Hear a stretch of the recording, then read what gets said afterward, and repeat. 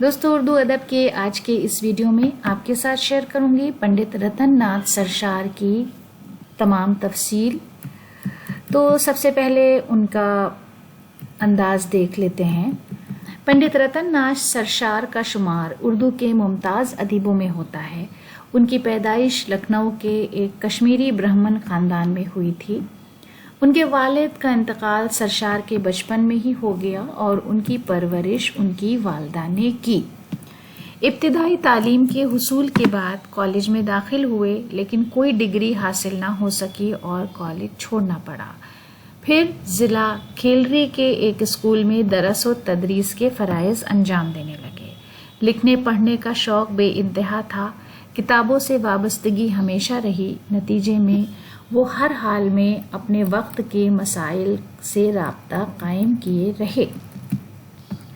ان کے اولین مضامین اودھ پنچ اور مراسلائے کشمیر میں شائع ہوئے، پھر کئی رسالوں اور اخباروں سے ان کا تعلق قائم ہوا، مثلاً اودھ اخبار، ریاض الاخبار، مرات الہند وغیرہ۔ جب منشی نول کشور نے اودھ اخبار جاری کیا تو وہ اس کے ایڈیٹر ہوئے۔ یاد رکھنے کی بات یہ ہے کہ ان کی مشہور تصنیف فسانہ آزاد، جو بہت مشہور ہے، کہ قسطیں اسی میں شائع ہوتی تھیں۔ اودھ اخبار سے الگ ہوئے اور مہاراجہ کرشن پرساد کی دعوت پر حیدرآباد چلے آئے اور دبدبائے آصفی کے ایڈیٹر بن گئے، اور پھر وہیں ان کا انتقال 1903 میں ہو گیا۔ اب دیکھ لیتے ہیں فسانہ آزاد کے بارے میں۔ سرشار جو کچھ تھے وہ ان کے شاہکار میں پورا کا پورا نظر آتا ہے۔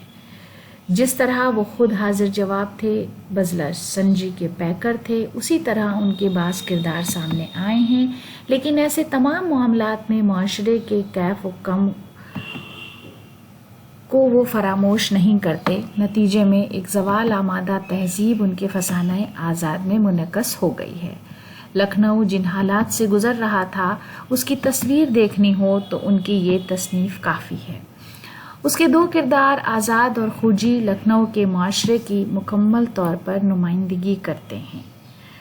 سرشار کا کمال یہ ہے کہ وہ مذہبی امور کو بھی نظر میں رکھتے ہیں۔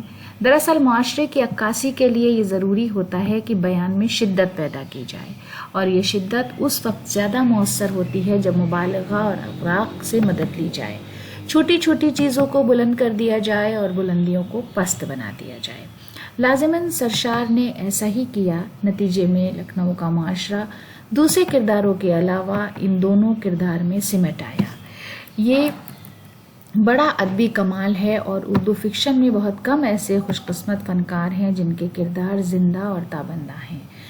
سرشار کے یہ دونوں کردار مثالی بن گئے ہیں اور حالات کی عکاسی کی بھرپور علامت بھی ہیں۔ اب دیکھ لیتے ہیں ان کی تصانیف۔ فسانہ آزاد، جو لکھنؤ کی مٹتی ہوئی تہذیب کو جس نے انہوں نے موضوع بنایا۔ جامع سرشار، سحر کوثار، کامنی، بچھڑی دلہن، پی کہاں اور الف لام لا کا اردو ترجمہ، یہ ان کی اہم تصانیف ہیں۔ تو دوستو آج کے ادب کے اس ویڈیو میں یہ ہماری چھوٹی سی پیشکش تھی۔ اگلے ویڈیو میں پھر کسی ادبی شخصیت کے ساتھ آپ سے ملاقات ہوگی۔ ویڈیو دیکھنے کے لیے بہت بہت شکریہ۔